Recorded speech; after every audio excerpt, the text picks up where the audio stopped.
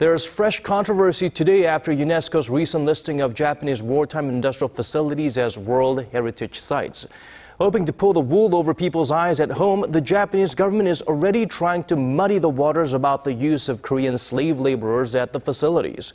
At least 7 of the sites force tens of thousands of Koreans to toil during Japan's colonial rule of Korea. According to our Kim Hyun, some of the voices of criticism come from within. U.S. Congressman Mike Honda has taken aim at the Japanese government for failing to inform the public at home that Tokyo has acknowledged the use of forced labor at several of Japan's newly UNESCO inscribed sites.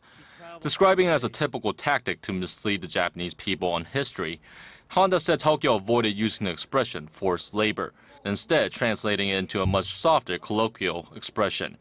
The Japanese-American representative called on Japan to be honest about the facility's history and fully acknowledged that POWs from around the world suffered there.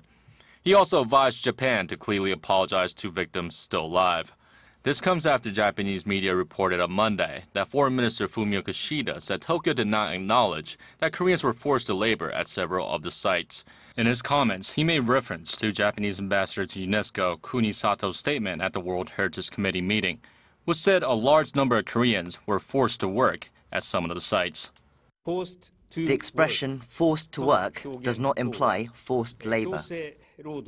Seoul's foreign ministry reacted quickly to refute the minister's claims, saying the English version of the statement is the one officially adopted by UNESCO's World Heritage Committee. Therefore, it's the official text, and there's no room for misinterpretation. Japan's daily Mainichi Shimbun also refuted the government's position, saying in an editorial that Koreans were forced into hard labor without freedom to switch jobs, and called on the government not to escalate tensions with Korea.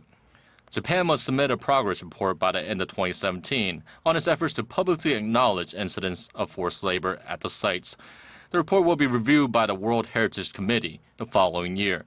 But if Japan's progress is deemed unsatisfactory, the sites could be removed from the UNESCO list. Kim Hyun, Arirang News.